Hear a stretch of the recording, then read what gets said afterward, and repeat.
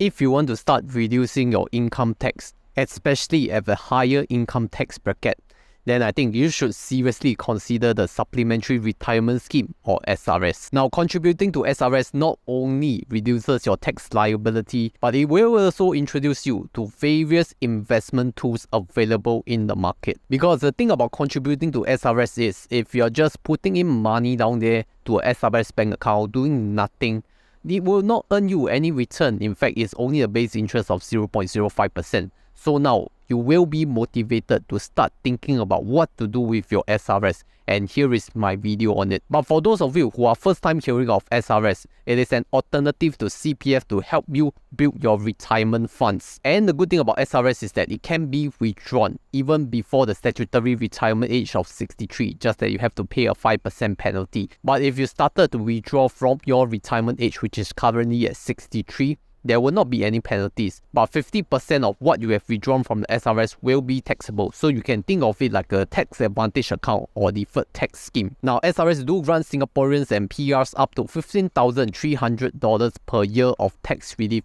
and for foreigners it's even higher at $35,700. So for those of you who are looking to reduce your income tax liability for this year, maybe you can start to look at contributing to SRS. And if you want to have a deeper conversation on SRS, do join us at our over 6,000 members Telegram group at Honey Money SG. Now, some of you may remember last year that in my previous video, I talked about why I stopped investing my SRS back then. But to give a brief background, I started contributing to SRS since the late part of 2020. And when I started, I used to invest in unit trusts provided by ROBO-ADVISORS like Endowers or Money Owl. Because back then, I was investing in the equities-focused unit trusts like Dimensional Funds. And then in 2022, I switched over to buying S27 ETF, which tracks the S&P 500 index, which is listed in Singapore markets through another trading platform called Poems Cash Plus, which charges no minimum commission and low-cost brokerage fees. And they happen to be the sponsor of the video today. I know many of you are always looking for the highest interest accounts to try and beat inflation, but the main problem is that to earn the highest interest, there are many requirements to jump through, like placing a huge placement or maybe even the lock-in period. So those who have less money, how to make your idle cash work better for you. Introducing Smart Park by Phillip Securities. Smart Park is an excess funds management facility that grows your idle cash from as low as $100 by investing them into Phillip Money Market Fund, which is a relatively low-risk asset compared to equities. There is no lock-in period, you can withdraw anytime you want, and it can even fund your order or trades. Now, based on the current rates as of the date of recording, it is 2.6% per annum for SGD and 3.5% per annum for USD. And for a limited time promotion only, enjoy your additional 1.5% per annum on your first $10,000 deposited into Smart Park for a minimum holding period of 30 days. And that leads a total of 4.1% for the Singapore Dollars Money Market Fund. So then, how do you opt in to Smart Park? If you're new to Phillip Securities trading platform Poems, you can download the Poems mobile tree app or use the web version to opt in during the account opening process. And if you're an existing Poems user, you may opt in by clicking on this link and fill in the data as required. So if you want to earn a higher return on your idle cash, do use my referral link down below or scan the QR code right here to get your Poems account today. So a few weeks ago, I was talking to another YouTuber, Josh Tan from The Astute Parent, over a dinner event about his recent video on the Singapore Savings Bond. And it dawned upon me that this may be the last few times where the SSB may issue rates above 3% per annum in the long-term yield. And I just did my SRS contribution in April because I already know what I want, which is buying the Singapore Savings Bond.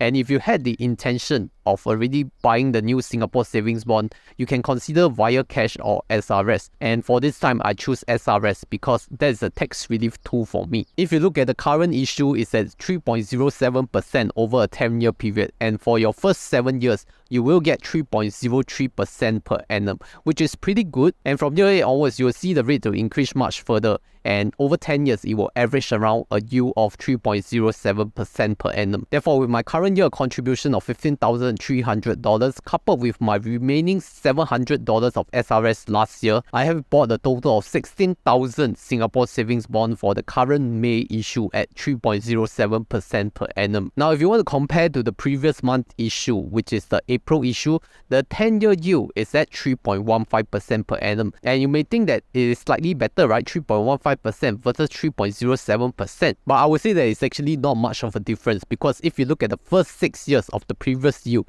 it's at 3.01% per annum versus the 3.03% for May issue. And the acceleration only comes from year 7 onwards. In fact, if you look at the first 7 years of these two Singapore savings bonds, for the first 7 years, they are actually comparable at 3.03%. Only from year 8 onwards, then the difference will start to show. But it's not a very big difference actually. And let me be very clear that whatever I'm sharing today is really for my own personal finance situation based on my own personal circumstances. And I'm just documenting it down for my own record. So it's definitely not financial advice tailor-made specifically for any of you watching. So after sharing what am I doing with my SRS buying into the Singapore savings bond, maybe some of you are curious to some questions like, what if the future SSB yield goes up?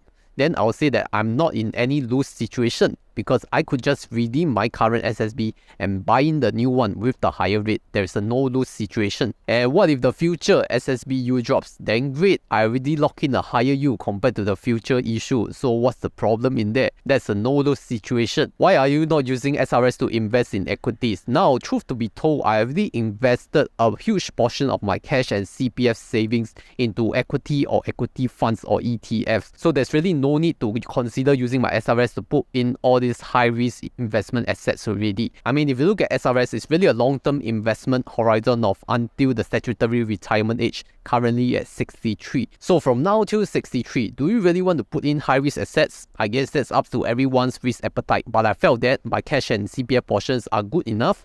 I don't need more exposure to the equity markets. Now, the last one, why not invest in T-bills? And you know that T-bills have two durations, right? Even the 6 months to 12 months one. Why don't just invest in T-bills? Even the most recent T-bill is yielding you at 3.5 to 3.6% per annum. The simple answer is because of reinvestment risk. After the 6 to 12 months, what are you going to invest in? And let's answer some very simple fact questions. Are we currently in a high interest environment? Yes. Do you expect this current high interest environment to stay for the next few years? Maybe, maybe not. In the long term, do you expect the interest to go up or down? I guess there are a few options for this answer, but I would say that the long-term trend at the current interest rate is already very high. So it's expected to trend down, but who really knows? So when you put all these facts together in this argument, do you want to lock in 3% over a period of 10 years? Or you just want to lock in 3.5% for 6 to 12 months? I guess you will have your own answer. The simpler way for me to put it is that the less things that I have to decide in making decisions, the more time I can spend in putting my time to better yielding assets like growing my business or creating better content for my viewers to watch. So this will summarize my thought process on why I'm investing my SRS into the current Singapore savings bond. What do you think? Do you want to buy the Singapore savings bond right now? And if you're still confused about this whole SRS Supplementary Retirement Scheme strategy stuff, then you can refer to my earlier video where I talk about SRS in detail.